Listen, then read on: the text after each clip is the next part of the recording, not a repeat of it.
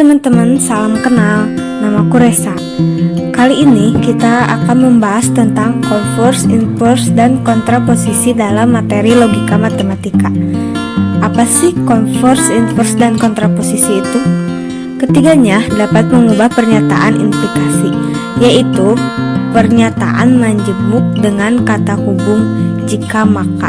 Nah, supaya teman-teman gak bingung, kita bahas yuk satu-satu tentang converse, inverse, dan kontraposisi. Pertama-tama kita belajar tentang converse dulu ya teman-teman. Apa sih itu converse? Converse merupakan kebalikan dari pernyataan implikasi. Nah, supaya teman-teman gak bingung, kita bahas yuk contoh kasus berikut. Misal implikasi, jika Nana rajin baca buku, maka Nana cerdas. Maka converse-nya, jika Nana cerdas, maka Nana rajin baca buku. Selanjutnya kita bahas inverse ya teman-teman. Inverse merupakan negasi dari pernyataan implikasi. Kita bahas contoh kasusnya ya teman-teman. Misal implikasi, jika Nana rajin baca buku, maka Nana cerdas. Maka inverse-nya, jika Nana tidak rajin baca buku, maka Nana tidak cerdas. Terakhir, kita belajar tentang kontraposisi ya teman-teman. Kontraposisi merupakan kebalikan dan negasi dari pernyataan implikasi. Nah, contoh kasusnya, misal implikasi, jika Nana rajin baca buku, maka Nana cerdas. Maka kontraposisinya, jika Nana tidak cerdas, maka Nana tidak rajin baca buku. Apa sih aljabar proposisi itu? Aljabar proposisi merupakan penetapan hukum-hukum aljabar dalam logika proposisi, yang dimana ada beberapa teori aljabar yang dapat digunakan dalam logika proposisi. Seperti apa sih contohnya? Jadi hukum-hukum aljabar proposisi itu yang pertama ada hukum identitas. Hukum identitas itu menyatakan bahwa sesuatu yang sama atau identik itu sama dengan dirinya sendiri. Contohnya ketika P disebutkan dengan false, maka hasilnya akan P lagi. Kenapa bisa begitu? Karena balik lagi ke pengertian yang hukum identitas itu, bahwa sesuatu di awal itu sama dengan dirinya sendiri. Itu kan yang di awalnya P disjungsi dengan false, maka hasilnya bakal kembali lagi ke semula, yaitu P. Contoh kedua juga sama, P konjungsi dengan true, maka hasilnya akan P.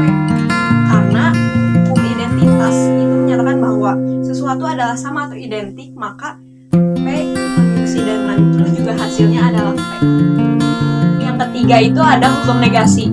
Hukum negasi itu berupa pernyataan lain yang diperoleh dengan menambahkan kata tidak atau menyisipkan kata bukan pada pernyataan semula. Contohnya, pada negasi suatu pernyataan P akan disajikan dengan lambang seperti ini, atau bisa kita baca dengan tidak P. Contoh pernyataan semulanya misalnya, hari ini adalah hari libur, maka negasi dari pernyataan tersebut adalah hari ini tidak libur, atau bisa juga hari ini bukan hari libur. Karena sih pembuktian dari hukum yang sudah tertera di sini bahwa ketika P disjungsi dengan negasi P, maka hasilnya akan true. Kita bisa lihat dari menggunakan tabel kebenaran. P itu kan turunannya true and false. Sedangkan kalau negasi P kan kebalikan dari pernyataan semula kan. Ketika misalnya P turunannya adalah true and false, maka negasi P juga akan kebalikan dari P. Yang true-nya diganti dengan false dan yang false-nya diganti dengan true. Bahwa hasil P dengan disjungsi negasi P itu adalah benar atau true. Sama kayak contoh yang sebelumnya, kalau P itu turunannya true and false, sedangkan negasi P itu kebalikan dari P, false and true berarti. Nah, untuk tahu hasilnya kenapa bisa false, kita bisa konjungsikan antara P dengan negasi P itu. Untuk mencari konjungsi kan biasanya yang dicari itu adalah true and true. Sedangkan kalau P konjungsi negasi P itu yang benar-benar sama true and true itu nggak ada gitu. Makanya yang dihasilkan adalah false and false. Makanya lagi hasil dari P konjungsi negasi P itu false.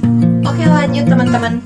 Di hukum yang keempat ini ada hukum idempoten, yang dimana sifat beberapa operasi tertentu di matematika dan ilmu komputer yang dapat diterapkan beberapa kali ini tanpa memberikan hasil yang berbeda gitu dengan ketika diterapkan pertama kali. Jadi emang bisa diasumsikan bahwa yang diterapkan pertama kali dengan hasil yang didapatkan itu sama.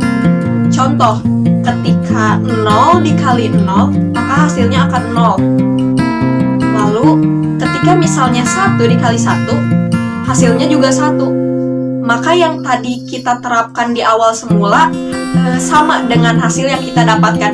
0 kali 0 hasilnya juga 0, 1 kali 1 juga sama hasilnya 1.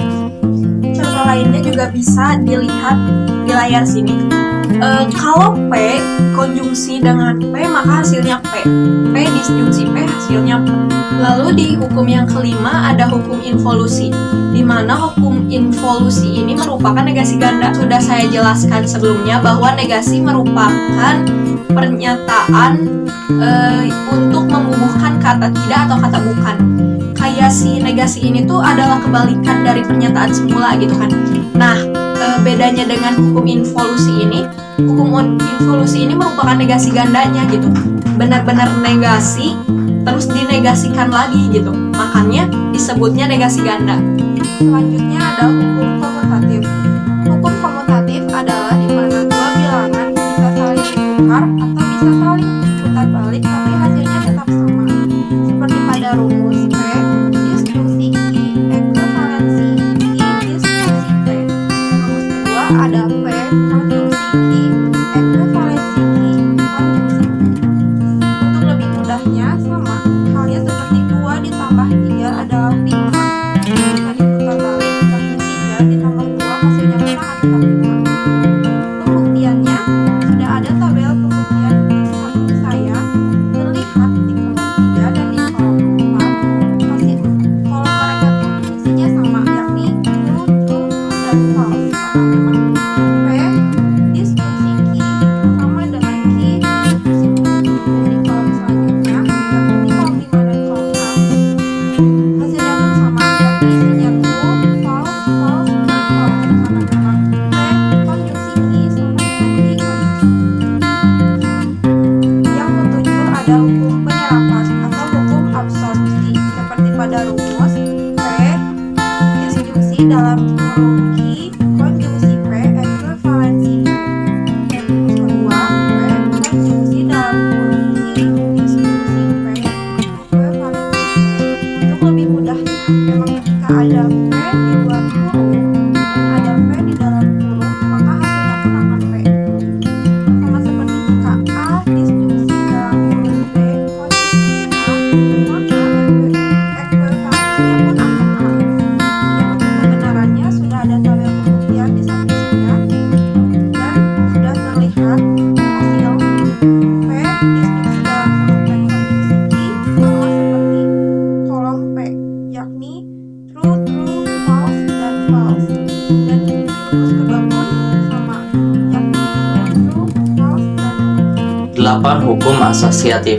Hukum asosiatif ini berbunyi apabila suatu tanda kurung, suatu ekspresi logika bisa dipindahkan dan tidak merubah nilai atau nilainya tetap sama. Misal, buktikan bahwa hukum asosiatif berlaku pada kasus ini. Kasus P konjungsi Q konjungsi R ekuivalen V konjungsi dalam proposisi Q konjungsi R. Misalkan P-nya Anda berusia 18 tahun, Q-nya Anda dapat membuat SIM, dan R-nya Anda bisa mengendarai motor. Buktikan bahwa hukum asosiatif berlaku pada P konjungsi Q konjungsi R ekuivalen P konjungsi dalam proposisi Q konjungsi R. Nah, mari kita buktikan. Dalam kasus ini terdapat jumlah proposisi ada 3, yaitu P, Q, dan R. Jumlah nilainya ada 2, yaitu true atau truth, false atau F. Nah, maka kombinasi dari ini ada 2 pangkat 3 atau 2 dikali 2, 4 dikali 2 sama dengan 8. Mari kita ke tabel kebenaran yang sudah tertera. Mari kita buktikan. Di P ada true, true, true, true, false, false, false, false. Ada 8 ya. Dan Q true, true, false, false, true, true, false, false.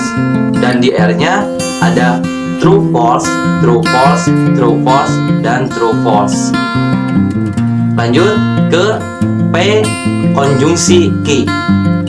Kalau konjungsi ditekankan dan perlu diingatkan bahwa truth dengan truth hasilnya truth.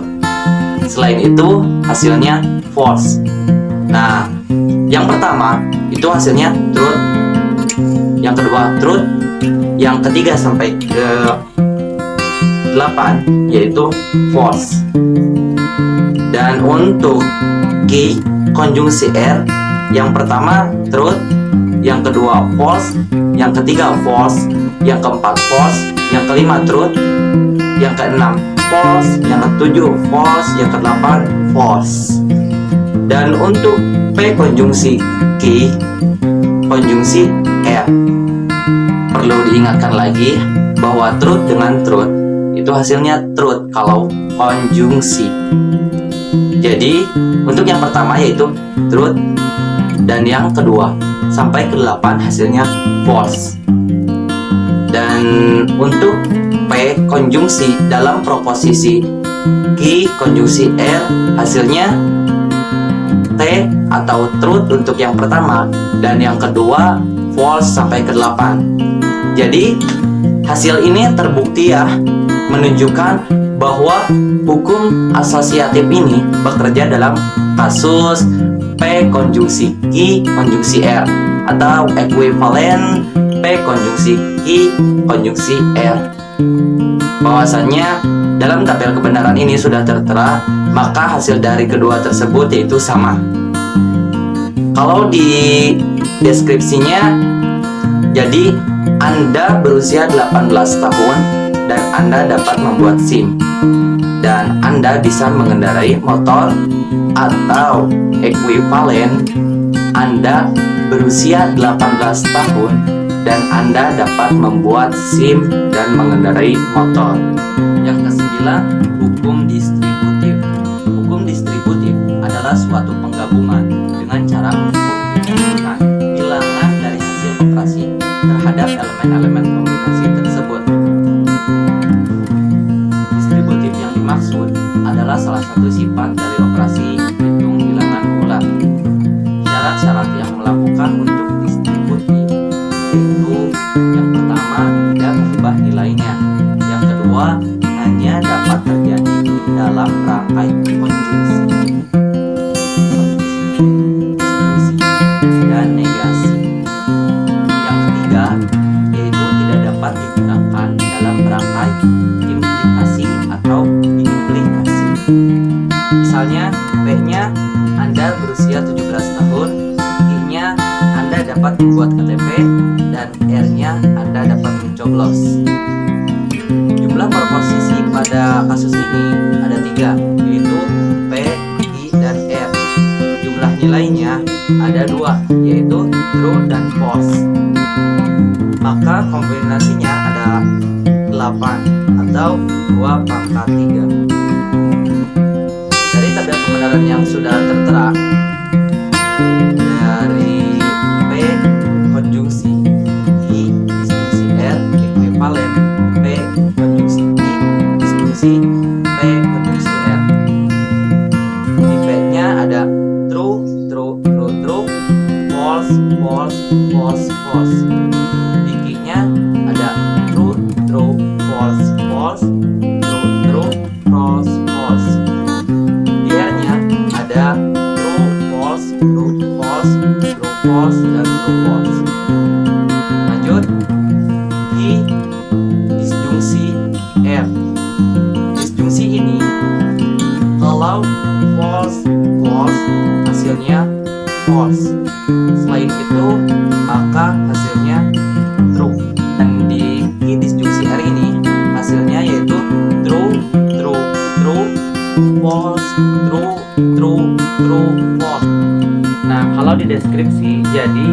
Anda berusia 17 tahun dan Anda dapat membuat KTP dan Anda dapat mencoblos.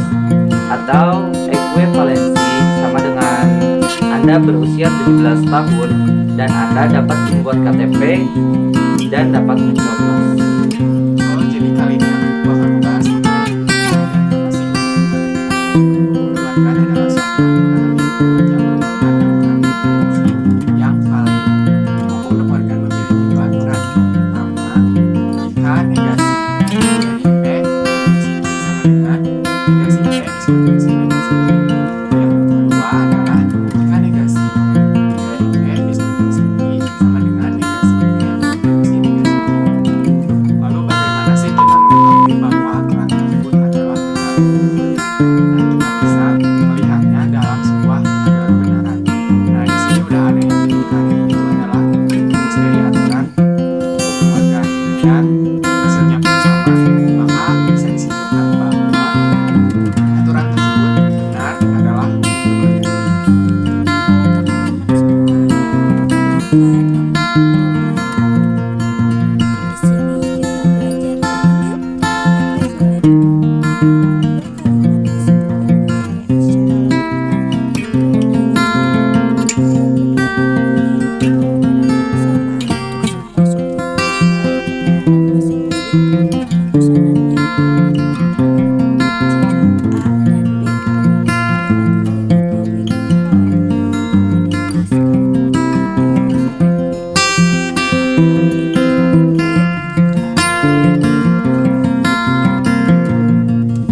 Contoh soal, jika beberapa siswa tidak masuk sekolah, maka pelajaran tidak bisa berjalan dengan baik.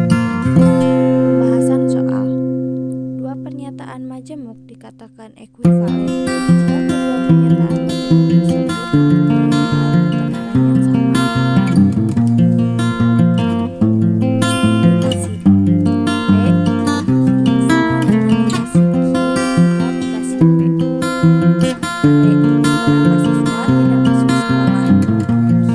Pelajaran tidak berjalan dengan baik. Negasi Q, semua siswa masuk sekolah.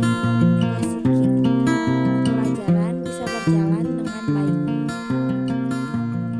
Jika beberapa siswa tidak masuk sekolah, maka